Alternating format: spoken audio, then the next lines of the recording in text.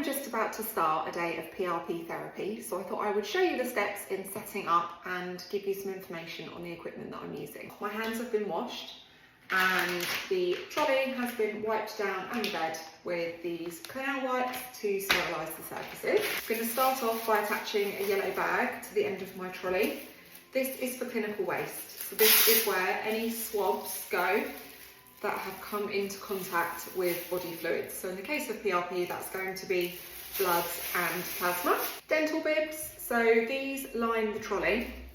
Reason being, if any drips of body fluids kind of spray at the end of the needle, it's going to absorb onto this to prevent as much going onto the surfaces. Here I've got my tube holder, so this has already been wiped down after the previous treatment. Now, if you see one of these in any of my videos, please know they are not being used for PRP. We basically keep a standard blood collection tube on the side for the very rare case that once in a while, if somebody has got tricky veins, once I'm in the vein, if I am not 100% sure that the blood is flowing well, I will test the connection with a very cheap dummy tube that I can throw away afterwards, because the PRP tubes that I use are extremely expensive and we don't want to waste the vacuum on those on testing a connection. So that is in there, but that is not for the PRP treatment. Metal trays, so these can be fully sterilised after use. This is what I'm going to lay my equipment in. Tourniquet for the blood draw, or hexadine and alcohol solution. We use these to sterilise the skin where we do the blood draw, but also the scalp ahead of the injections. Sterile gauze. This is to dab down the pinpricks of blood that come from the injections. Cotton wool and a plaster just to cover the entry wound from the blood draw. Individually wrapped sterile syringes, one-time use. So normally we need 4 of these for PRP. We're aiming to get 4 ml of highly concentrated PRP. Teeny tiny 30 gauge 4mm needles, one-time use of course. These will be safely disposed of in the sharp spin after the treatment.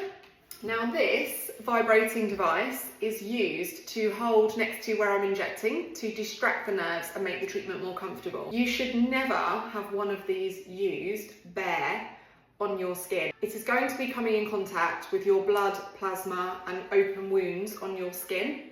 So although this is sterilised with the Clinell wipes, it should never be used bare on the skin, and I'm going to show you how we make this safer to use. We have some plastic clip cord sleeve covering.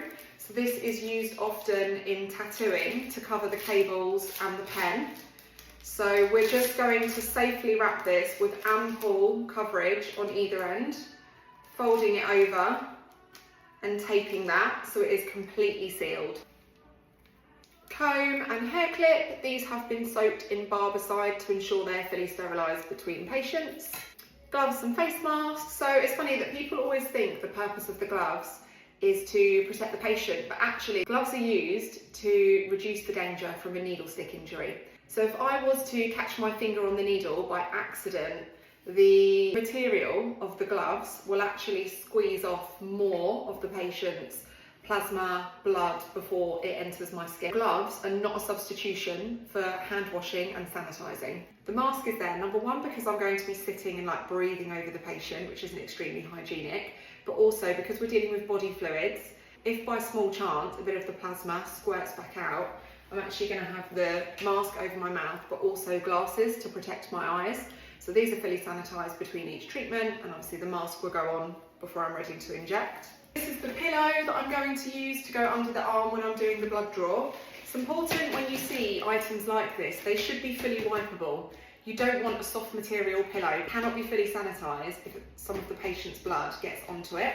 So it should be fully wipeable, again, like a plastic surface like this that can be cleaned with the good old Clinell wipe. And that also goes for the bed as well. The bed should be covered in a couch cover. We shouldn't be seeing carpet on the floor, soft blankets on the bed, or any surfaces in the clinic room that cannot be sterilised. And of course we have the PRP kit. So we use the Solenis system, which creates an extremely high concentration of platelet count within the PRP treatment. So I don't open this until the patient arrives. You can see it's sealed. Inside the tube is sterile and blister wrapped as well. So I don't open any of these parts until the patient arrives so they can see me doing it.